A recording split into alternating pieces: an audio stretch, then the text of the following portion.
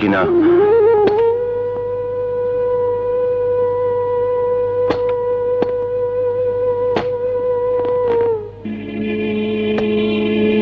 কি ব্যাপার?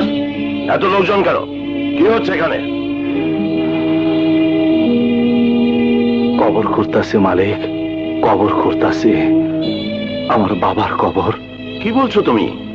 তোমার বাবার কবর আমার বাড়ির আঙ্গিনায় কেন? আমার বাবা আপনাকে জীবন বাঁচাবার গিয়া নিজের জীবন কুরবানি করে দিছে। যে লোক সারা জীবন আপনাকে নিরাপত্তা দিয়ে গেল, সেই লোকটার জন্য আপনি মাত্র 3.5 হাত জায়গা দিতে পারবেন না? বাহ মালিক বাহ। প্রয়োজনে আমি তোমাকে টাকা পয়সা সব দিচ্ছি, যে কোনো কবরস্থানে দাফন করো। মালিক, আপনারা সব কিছু শুধু টাকাতে কিনবার চান। দিতে পারবেন আমার বাবারে ফিরিয়ে দিতে পারবেন না?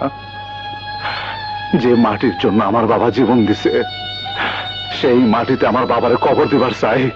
তুমি কি জোর করে কবর দিতে চাও? তাই চাই, কারণ আমার বাবারে যারা খুন করছে তাকে আপনি চিনেন।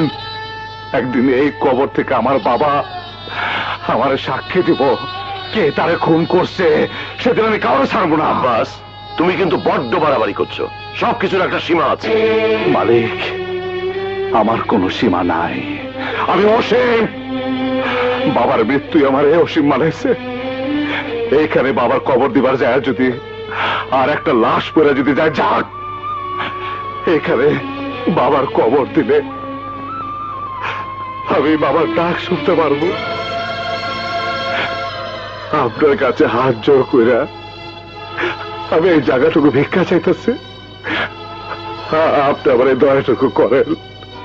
মৃত্যুর পরে এই সয় সম্পত্তি সাথে করে নিয়ে যেতে পারবেন না। খালে 3.5 হাত জায়গা সম্বল হইব। দেন চৌধুরী সাহেব, দেন।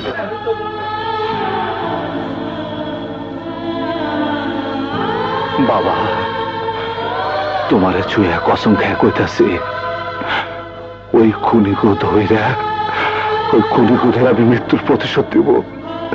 আমি প্রতিশোধ দিব বাবা।